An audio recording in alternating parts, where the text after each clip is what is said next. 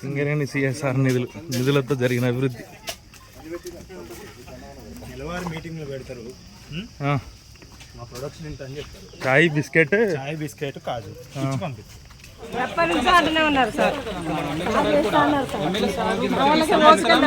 కోట్లు రోడ్లు చేపిస్తున్నారు. ఇప్పుడు ఏమైతుంది, ఆ ముసలమ్మ వచ్చి ఏమరుస్తుంది అంటే అక్కడ చూపించావు కానీ నాది చూపించదు.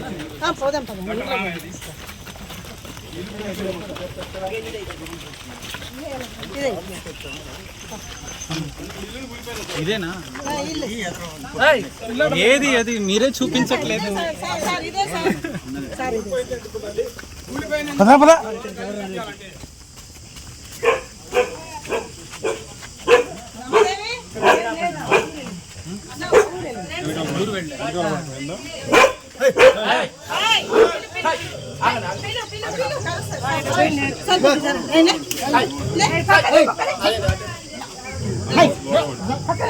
గోడ పడిపోయిందా?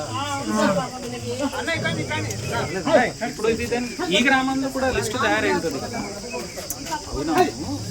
ఇట్లాంటివి ఎప్పుడైనా ఇది ఇప్పుడు ఈ స్థలం వాళ్ళది ఉందా? లేదు సార్, వేరే కాడ ఎక్కడైనా ఉంటే మనకి ఇప్పుడు పథకం ద్వారా అవుతుంది కదా. ఇందిరమ్మ ఇల్లు పథకం ఇప్పుడు ఇందిరమ్మ ఇల్లు ఇస్తున్నారు సార్, కానీ సింగరేణి వాళ్ళు మమ్మల్ని కట్టుకున్నారు. ఇక్కడ పక్క ఇల్లు కట్టుకోవాలి పోతుంది అంటారు కదా సార్. సార్ అటెళ్ళండి సార్ అటెళ్ళండి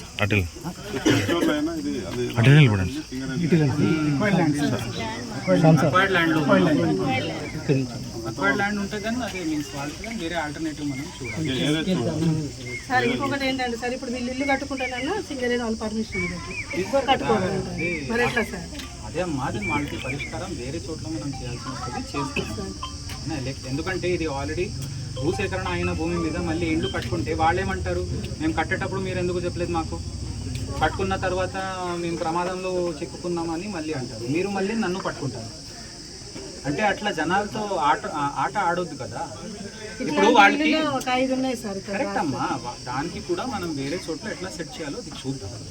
మీరు నా దృష్టిలో తీసుకొచ్చారు, సింగరేణి వాళ్ళు కూడా ఇక్కడ ఉన్నారు, అధికారులు అందరూ ఉన్నారు. సో అది అంతా చూసుకొని నా ఎమ్మెల్యే గారి సలహా కూడా ల్యాండ్ చాలా ఉన్నాయి మన దగ్గర. We have to just identify, మనం దానికి ఏదో ఒక ప్రపోజల్ తయారు చేయాలి. సో ఫస్ట్ అది సింగరేణి చుట్టూ నేను మీటింగ్స్లో కూడా చెప్పాను, అది సింగరేణి మైనింగ్ ఏరియా చుట్టూ ఉన్న గ్రామాలకి ఫస్ట్ మీరు సాటిస్ఫై చేయాలి. దానికోసం ప్రపోజల్ మేమే ఇస్తాం. సో మీరు కూడా దాంట్లో స్పెషల్ టీమ్స్ పెట్టేసి వాళ్ళు ఏం కోరుతున్నారు అది పూల్ చేసుకొని మనం చేసుకుంటూ పోతే వాళ్ళు కూడా తృప్తిగా ఉంటారు కదా. ఎస్ సింగరేణి మాకు చూసుకుంటుంది అని. అంటే ఇప్పుడు ఈ రిపేర్స్ పాయింట్ ఆఫ్ వ్యూలో ట్రాక్స్ ఇన్ఫర్మేషన్ సార్ ఆల్రెడీ చేసుకొని మనం మేకప్ చేస్తాం. మనం మనకు ఈవెంట్స్ డిస్ట్రిబ్యూషన్ ప్రోగ్రామ్స్ కావచ్చు, రకరకాల యాక్టివిటీస్ చేస్తున్నాం సార్. రకరకాల యాక్టివిటీస్ డిస్ఆర్గనైజ్డ్ అవుతున్నాయి, ఆర్గనైజ్డ్ మేనర్లో మనం చేయాల్సిన అవసరం. సో ఈ మైనింగ్ ఏరియాకి 500 మీటర్ లేదా 1 కిలోమీటర్ రేడియస్ తయారు చేయాలి sir. During the base line data జనరేషన్లో మేము ఏం చేస్తామంటే సరౌండింగ్ ఏరియాస్లో మనం డేటా కలెక్ట్ చేస్తాం. వాట్ ఆర్ ద రిక్వైర్మెంట్స్ ఏమున్నాయి విలేజ్, దాని ప్రకారం వీఆర్ గోయింగ్ సిఎస్ఆర్ యాక్టివిటీస్ చేసుకుంటాం. ఏమేమి ఐడెంటిఫై చేశారు?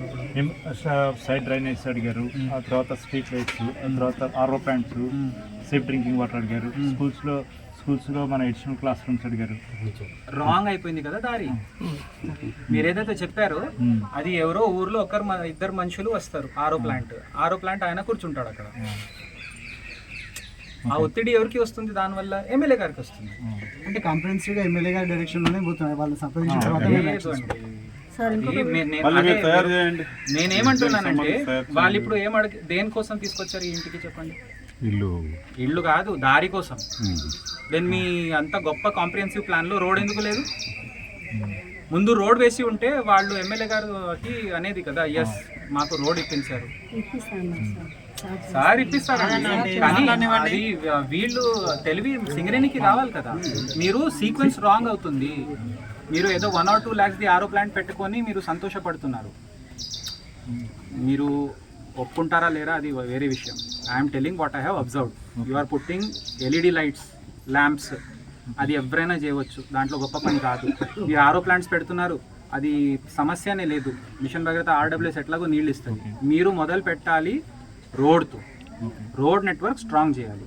సెకండ్ మీరు ఏం చేయాలంటే drinking water pipe line network, ఈ 2 చేసిన తర్వాత మూడోది కరెంట్ పోల్స్. ఈ 3 చేసిన తర్వాత ఇంకా మీ మంచి పనులు మీరు చేయండి. ఓకే. సో ఇది మీరు ఇప్పుడు ఏం చేయాలంటే ఇది ఒక గ్రామం అంటే సరే ఇది ఎక్వైర్ అవుతుంది, కానీ మైనింగ్ ఏరియా చుట్టూ గ్రామాల్లో అన్ని చోట్ల ఇదే బాధలు ఉంటాయి. అది చేసిన తర్వాత మీరు ఏం చేయాలంటే చుట్టూ గ్రీన్ లేయర్ లాగా తయారు చేయాలి. మీ మైనింగ్ ఏరియాకి గ్రీన్ లేయర్ తయారు చేయాలి. సో దట్ అదంతా దుమ్ము అవన్నీ ఏదైనా మాట్లాడుతున్నారో అది అక్కడనే స్టక్ అవుతుంది. అబ్జర్వ్ చేసుకుంటుంది. ఓకే. సో ఇది మీరు ఈ 4 అంశాలపైన ప్లాన్ చేసుకొని మళ్ళీ నాకు చెప్పండి. తర్వాత ఈ గ్రామాలకి ఏం ఇష్యూస్ ఉన్నాయో మీ మిటిగేషన్ ప్లాన్ ఏంటి అది చెప్పండి.